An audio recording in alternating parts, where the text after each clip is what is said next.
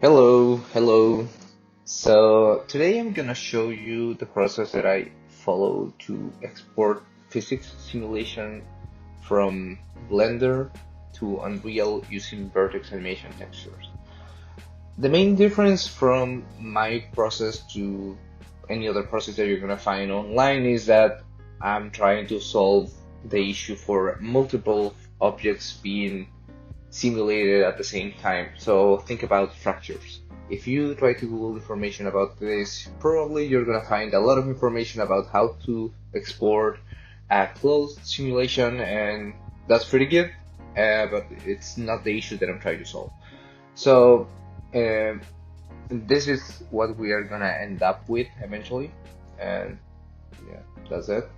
Just a simple fracture, and in order for you to actually be able to export this to Unreal or Unity or any other software that allows you to use Vertex animated textures, is that you need to create it as a single object.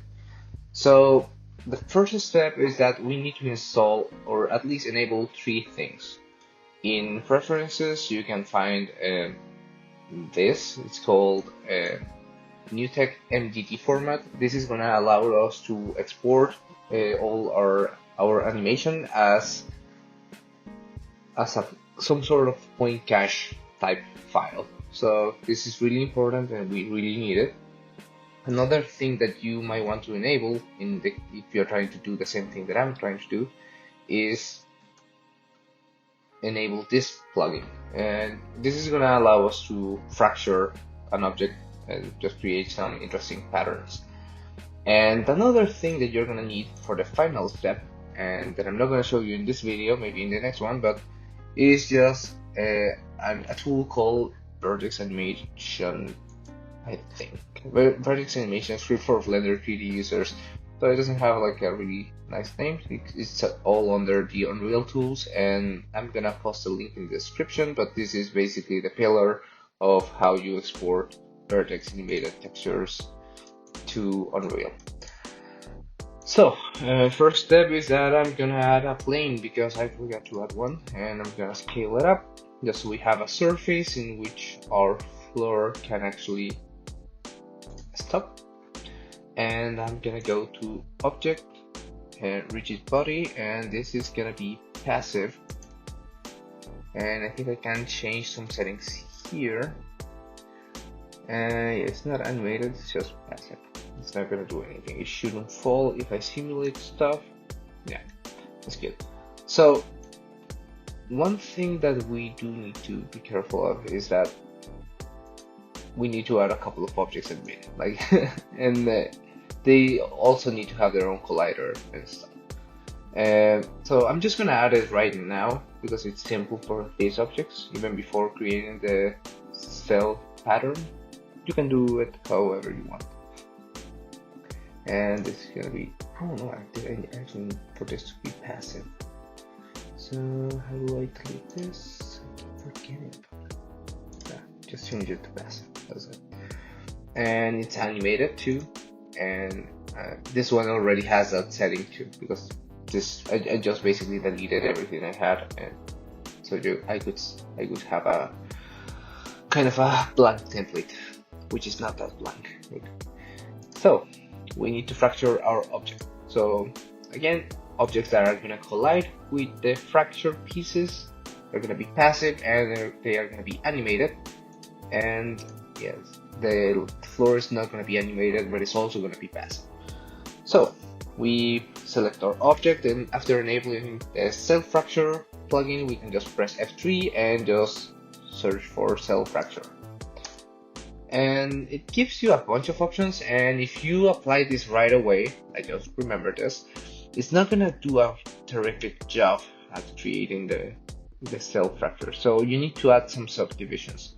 So I'm gonna check if this object actually has subdivisions. Yes, it does. That's a really important step. So you need to ensure that you have at least a bunch of subdivisions so the cell fracture plugin can actually do its job.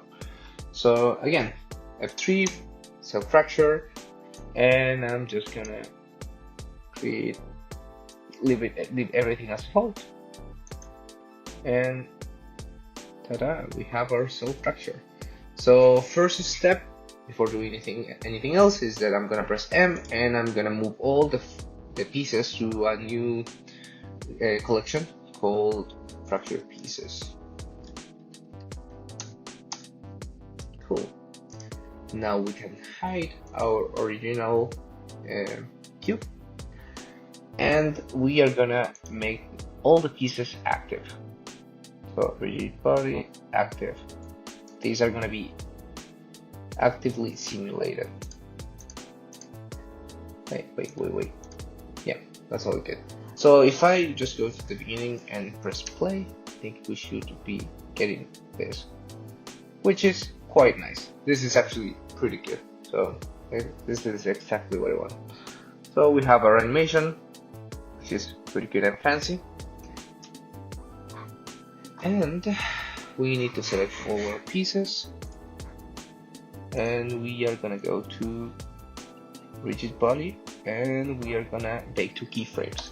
So we want something that's stable so we can actually use this. Baking and baked. That's good. So we have our simulation. This is good enough for my purposes. So here comes the tricky part. How do we merge everything? So what I did was basically just search a bunch of stuff and I ended up with this method. And it's kind of useful for me. I'm just gonna collapse this collection and I'm gonna create I'm gonna rename this one first. This is a ground floor and I'm gonna move it to our original collection because we are not gonna use anything here. Okay, so I'm just gonna press Shift A and I'm gonna create a plane and then I'm gonna go to geometry nodes and I'm gonna press new. So the first thing that we need to get is actually a collection. Sorry, it's called a collection info node. So I think I just have to press F3, collection info, and here we can actually pick our fracture pieces collection.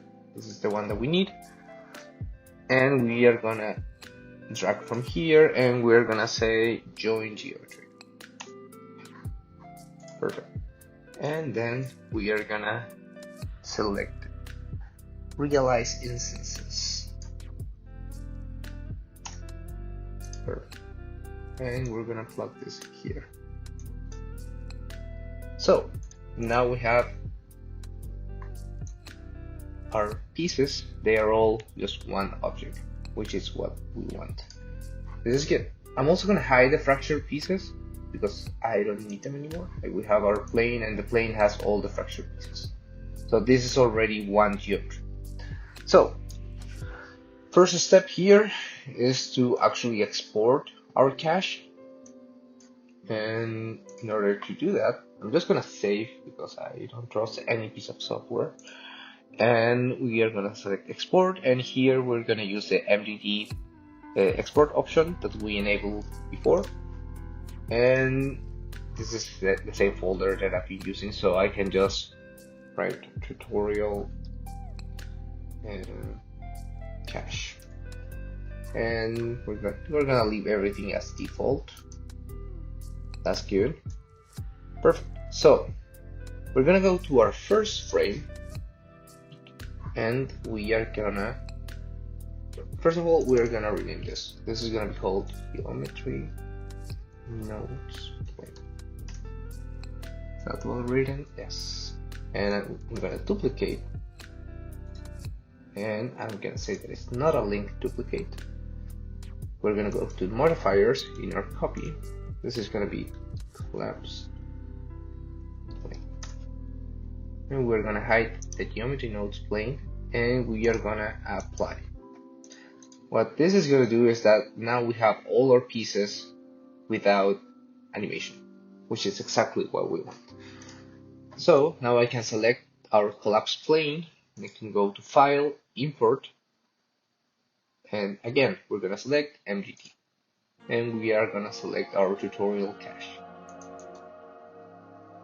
And Now we have animation again. So what this is doing, and this is essential for actually exporting any vertex animated texture, is that we now have a bunch of blend shapes. So this is all the vertex animated texture or vertex animation texture needs, just a bunch of blend shapes. And this is now we are at that point in every tutorial that you're gonna find. Like we have our animation all collapsing to a single object and using blend shapes. So now it should be a matter of just going to the Unreal tools for the vertex animation exporter and pressing process animations, and this is gonna export an object.